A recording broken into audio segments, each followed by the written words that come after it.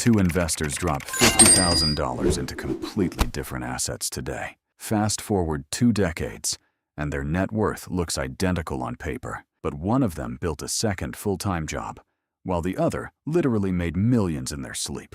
Most financial gurus lie to you about this comparison.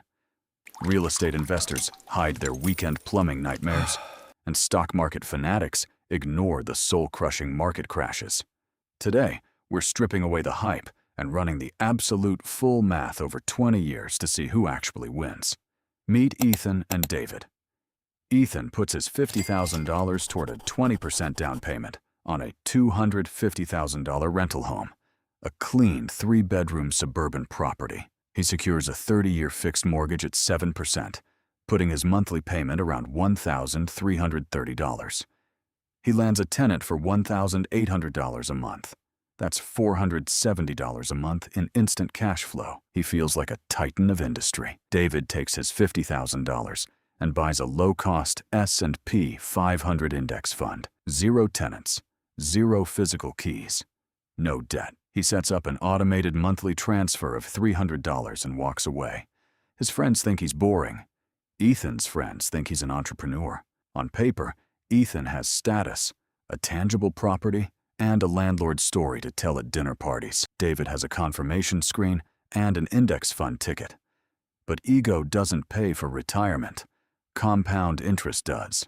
For the first 36 months, Ethan feels like he's running circles around David. Rent lands on the first of every month. He writes off interest and depreciation on his tax return, saving a chunk of change while watching neighborhood property values tick upward. David checks his portfolio once every few months. Year 1, his $50,000 grows to $55,000. Year 2, maybe $61,000. It feels slow, boring. Then year 3 hits, and the hidden math of real estate shows up. Over 3 years, Ethan collected nearly $65,000 in gross rent. After his $48,000 in mortgage payments, he thinks he's sitting on $17,000 in profit. Except he forgot reality. $9,000 went straight to property taxes. $4,500 went to landlord insurance. A blown water heater cost $1,200. A roof patch cost $2,800. 1 month of vacancy cost him $1,800 in uncollected rent, plus $600 to prep and relist the home. To save money, Ethan manages the home himself. That means taking late-night emergency calls, screening applicants on weekends, and organizing contractors during work hours. After subtracting real maintenance, taxes, and vacancy costs, his true pocketed cash flow over 3 years isn't $17,000. It's closer to $3,000. That works out to less than minimum wage for his labor. Meanwhile, David's portfolio, with his $300 monthly automated deposits yielding an average 10% annual return, has grown quietly to roughly $76,000. Total time spent managing it? 0 minutes. 0 middle-of-the-night emergency calls. So why doesn't Ethan sell and walk away? Because real estate has one massive cheat code that stock investors can't match: leverage. Even though Ethan's cash flow got eaten alive by repairs, his $250,000 house grew in value by 3% to 4% annually. It's now worth roughly $275,000. Because he controls a $250,000 asset, with only $50,000 of his own capital, his equity jumped to nearly $60,000. He's using bank capital to build his personal balance sheet. And that's the trap most rookie investors fall into. They see the headline rent check and ignore the background bleed of maintenance, vacancies, capital expenditures, and bad tenant risk. A single tenant who decides to stop paying can take 3 to 6 months to evict, wiping out 2 entire years of cash flow in legal fees and unpaid rent. By year 10, both strategies begin showing their true nature.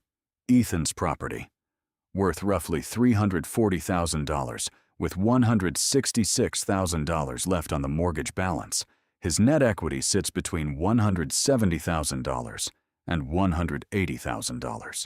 But over those 10 years, Ethan has spent tens of thousands out of pocket on major structural upgrades like a new roof and HVAC unit. David's index fund, consistently depositing $300 a month into broad market index funds.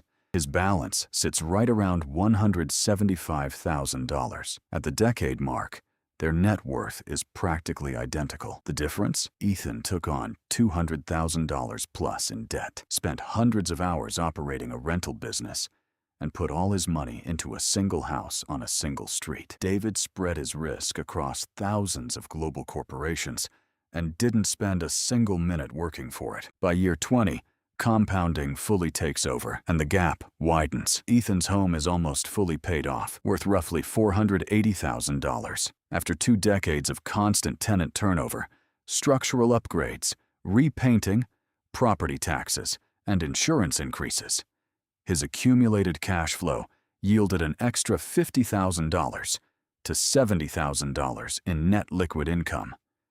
His total position is hovering near $500,000. David's hands-off index fund? His original $50,000, paired with his steady $300 monthly contributions, has snowballed into roughly $450,000. Now look at what happens if David increases his investment by just $200 extra a month, investing $500 instead of $300. His 20-year balance rockets past $580,000. In stocks, scaling up requires typing a higher number into an app. In real estate, scaling up requires taking on another mortgage, finding another home, and doubling your physical labor. Does this mean real estate is a bad choice? Absolute nonsense. Stock investors love to gloss over market volatility. When the market plunges 35% during a recession, like 2008, or March 2020, watching a $200,000 portfolio drop to $130,000 overnight is terrifying. Most everyday retail investors panic sell at the absolute bottom and lock in severe losses. Real estate offers massive tax perks like 1,031 exchanges to defer gains, depreciation write-offs, and strategies like house hacking that eliminate your living costs entirely. The mistake isn't choosing real estate or index funds. The mistake is picking one based on a viral short or a guru's pitch without calculating the real cost of your time, stress, and liquidity. Ethan bought a part-time job that built solid equity. David bought pure passive freedom. So before you put your hard-earned cash on the line, ask yourself one question.